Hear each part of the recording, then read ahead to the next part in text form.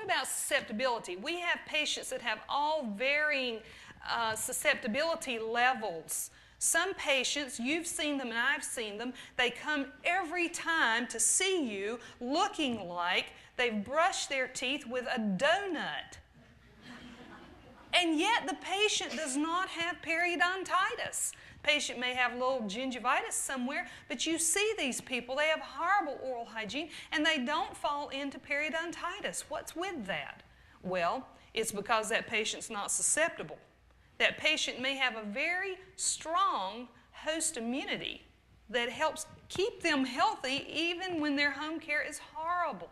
So susceptibility is a factor. Also, everybody's saliva has a certain pH. You learn this in school. Some people have a very, very basic pH saliva. When they have that, they're going to build up lots of calculus. I don't care how well they brush their teeth. I had a pediatrician in my last practice who had the cleanest calculus I have ever seen.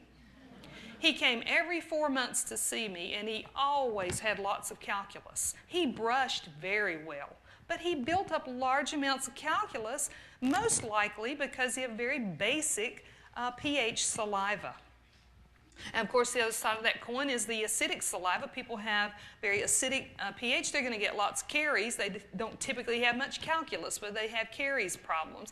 And that changes throughout life too, whereas at one point in a person's life, they could be basic, then they may move toward acidic or vice versa throughout their life. And we don't have a way really to gauge those matters well.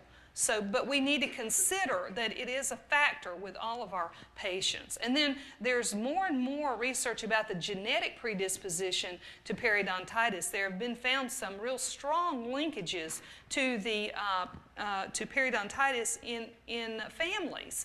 But it's not. There are several issues at play here, and it has to do with the susceptibility. The genetics can determine the susceptibility to a patient to periodontal disease.